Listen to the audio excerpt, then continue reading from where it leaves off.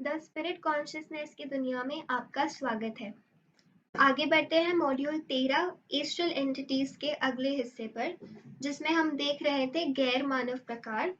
अब हम देखेंगे देव। इसमें सबसे पहले हम देखेंगे उनका परिचय, रूप, वर्गीकरण, देवराज की भूमिका, इंसानों से रिश्ता और नेचर स्पिरिट्स के साथ संबंध। शुरुआत करेंगे परिचय के साथ। हिंदू देवता के रूप में जाने जाने वाले प्राणियों को देवदूत, भगवान के पुत्र आदि भी कहा जाता है। वे मानवता से अलग एक विकास के साथ जुड़े हुए हैं, शायद एक विकासवाद जिसमें उन्हें मानवता के बाद एक उन्नत राज्य के रूप में देखा जाता है। ओरिएंटल साहित्य के अनुसार देवता का अर्थ किसी भी गैर मानव इकाई से है। हालांकि यहाँ हमने ऊपर उल्लिखित संदर्भ में इसका उपयोग किया है।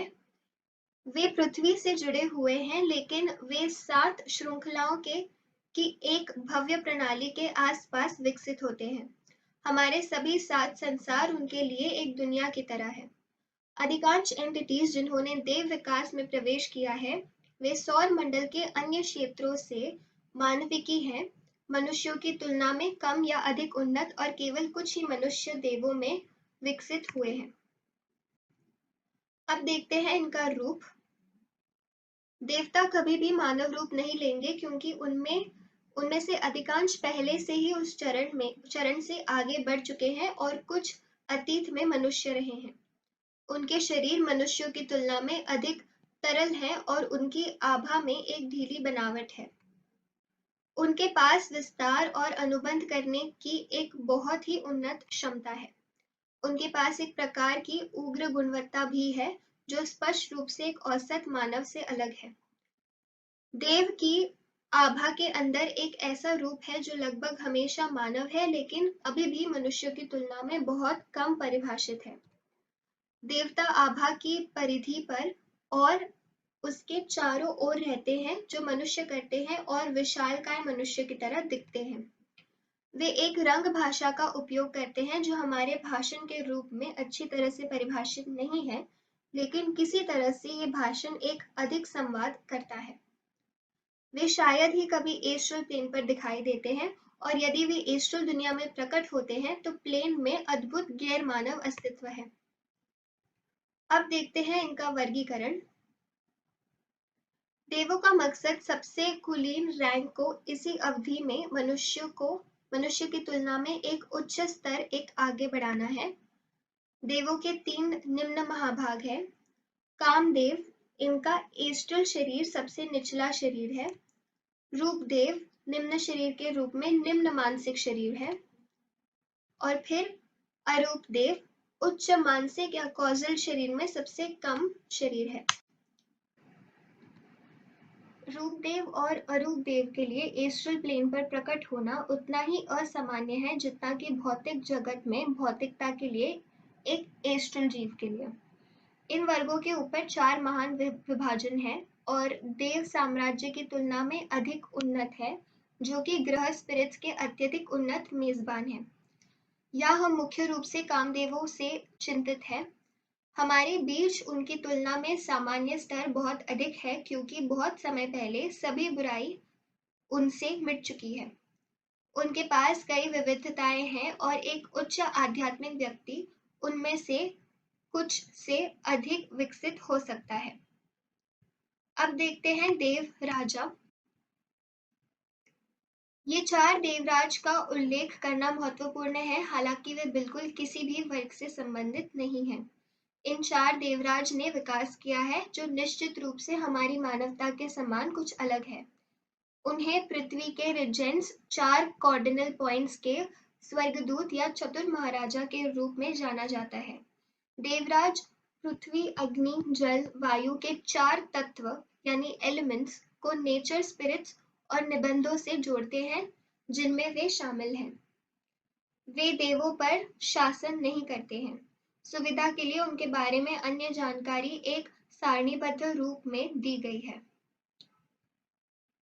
सबसे पहले देवराज का नाम धृतराष्ट्र, जो कंपास के पॉइंट में ईस्ट की तरफ है। इनका एलिमेंटल होस्ट गंधर्वा है और इनका सिंबॉलिकल रंग वाइट है यानी सफेद है। दूसरा है विरुद्धाका, जिसे कंपास के पॉइंट में साउथ दिशा में दिखेगा। इसका एलिमेंटल होस्ट कुंभनदास है और इसका रंग नीला यानी blue. Virupaksha point of compass के अनुसार ये वेस्ट में है।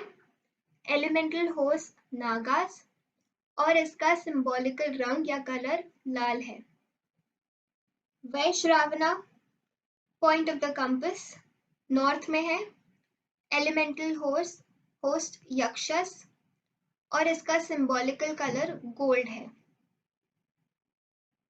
काफी संभवतः 7 देवराज है, लेकिन दीक्षा चक्र के बाहर जागरूकता बहुत कम है, इसीलिए 3 उन्नत देवराज के बारे में ही बातें हुई है। 3 उन्नत देवराज के बारे में कम बातें होती हैं। इसके अनुसार गुप्त सिद्धांत वे पंखों वाले और उग्र पहियों वाले हैं। ईसाई बाइबल में एजेकियल इन्हें इसी तरह से परिभाषित करने की कोशिश करता है। उन्हें हर धर्म में सहजीवन में संदर्भित किया गया है। उन्हें उच्च सम्मान के साथ माना जाता है, जो मानव जाति की रक्षा करते हैं। ये जीव अपनी इच्छा अनुसार मानव रूप में भौतिक कर सकते हैं और ऐसा होने के ऑन रिकॉर्ड मामले हैं। इन संस्थाओं का विस्तृत अध्ययन द सीक्रेट डॉक्ट्रिन वॉल्यूम में दिया गया है, पेज नंबर 112 से 126 में। अब देखते हैं देवराज की भूमिका। देवराज मनुष्य के कर्म का रिकॉर्ड रखते हैं, जबकि वे भौतिक तल यानी फिजिकल प्लेन पर होते हैं और इसलिए मानव भाग्य में उनकी बहुत ही महत्वपूर्ण भूमिका होती है। कॉस्मोस और लिपिका के श्रद्धेय कर्म देवता प्रत्येक व्यक्ति के कर्म का अनुमान लगाते हैं, जब सिद्धांत अंततः एस्ट्रल जीवन के अंत की ओर अलग हो जाते हैं। फिर व्यक्ति के कर्म के लिए उपयुक्त ईथर के डबल यानी एथरिक डबल का एक मोल्ड उनके द्वारा आगामी जन्म के लिए दिया जाता है। देवराजों के पास तत्व यानी एलिमेंटल्स पर अधिकार है, जो ईथर डबल या एथरिक डबल का गठन करते हैं, इसलिए वे लिपिका द्वारा इच्छित तत्व को व्यवस्थित करते हैं। अपने पूरे जीवन में वे अपनी मर्जी के कारण और अपने आसपास के लोगों की स्वतंत्र इच्छा के कारण व्यक्ति के जीवन में होने वाले परिवर्तनों का लगातार प्रतिकार करते हैं, ताकि कर्म उपयुक्त और निष्पक्ष रूप से काम कर सके। अब देखते हैं इंसानों के साथ इनका रिश्ता। आमतौर पर देवता पास होते हैं और उन लोगों को अपने डोमेन के तहत विषयों को समझाने और प्रदर्शित करने के लिए तैयार होते हैं, जो उन विषयों की सराहना करने के लिए पर्याप्त उन्नत होते हैं। कोई विशिष्ट जादुई निकासी की मदद से उनका ध्यान आकर्षित कर सकता है, लेकिन मानव जाति के बीच केवल उच्च स्तर का अनुकूलन उनके दिमाग पर हावी हो सकता है। नियमों के अनुसार वे केवल हमारी भौतिक दुनिया के बारे में कुछ जानते हैं, भले ही कभी-कभी वे मनुष्य की मदद कर सकते हैं, जैसे कि हम एक जानवर को समस्या में मदद करते हैं। लेकिन वे जानते हैं कि मौजूदा स्तर पर मानव मामलों के साथ ध्यान करना अच्छे से अधिक हानिकारक हो सकता है। अब देखते हैं नेचर स्पिरिट्स के साथ इनका संबंध।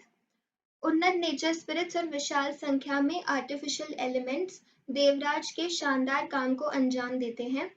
देवराज पूरी व्यवस्था की जिम्मेदारी संभालते हैं। इसी के साथ अब अगले वीडियो में हम आगे बढ़ेंगे और देखेंगे एस्ट्रल एंटिटीज, आर्टिफिशियल प्रकार। धन्यवाद।